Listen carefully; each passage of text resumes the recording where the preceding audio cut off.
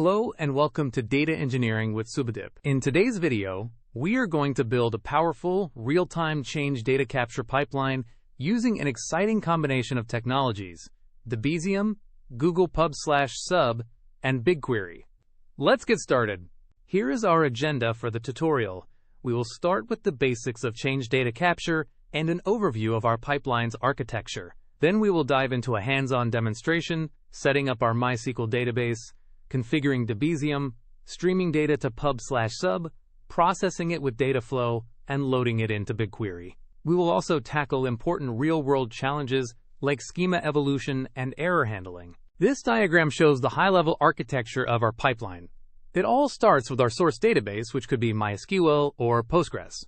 The Debezium server monitors the database's transaction log for any changes.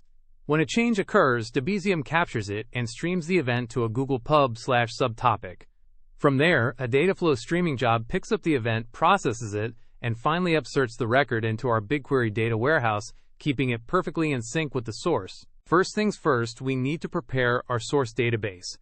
For MySQL, this involves two key steps. We must enable binary logging in the row W format. This allows MySQL to record every row-level change, which is exactly what Debezium needs. Second, for security, we'll create a dedicated database user for Debezium and grant it the necessary permissions to read the binary log. Next, we'll configure Debezium. We are using Debezium Server, a standalone application that can send change events directly to various messaging systems, bypassing the need for a full Kafka setup.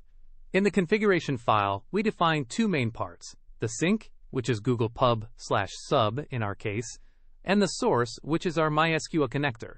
We provide the database connection details and specify which databases and tables we want to monitor.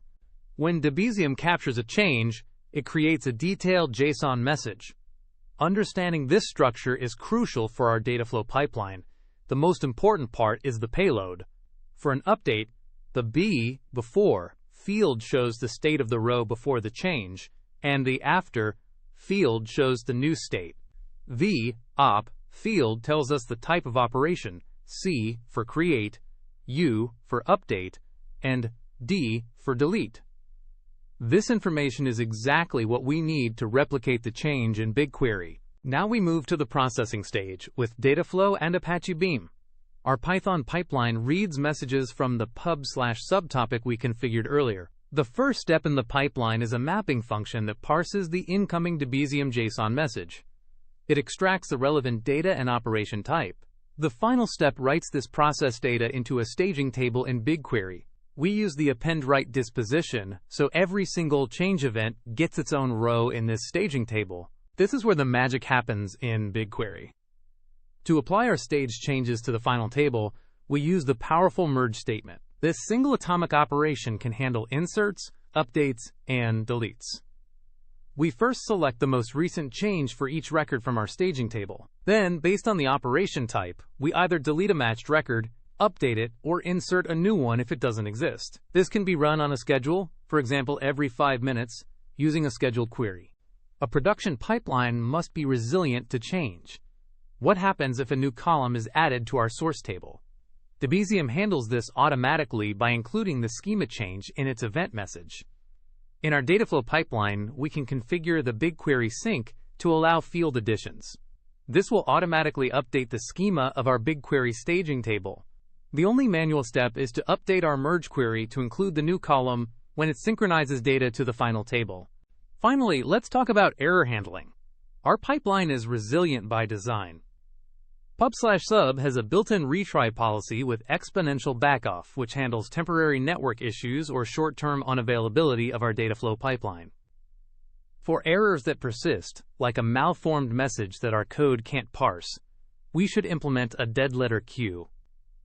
Inside our Dataflow job, we can use a try-except block to catch these errors and send the problematic messages to a separate destination for later inspection, ensuring our main pipeline never gets stuck. And that concludes our end-to-end guide to building a real-time CDC pipeline with Debezium, Pub/Sub, and BigQuery. You now have a powerful, scalable, and resilient pattern for replicating data. Thank you for watching. If you found this video useful, please like, share, and subscribe to the channel for more data engineering content. See you in the next one.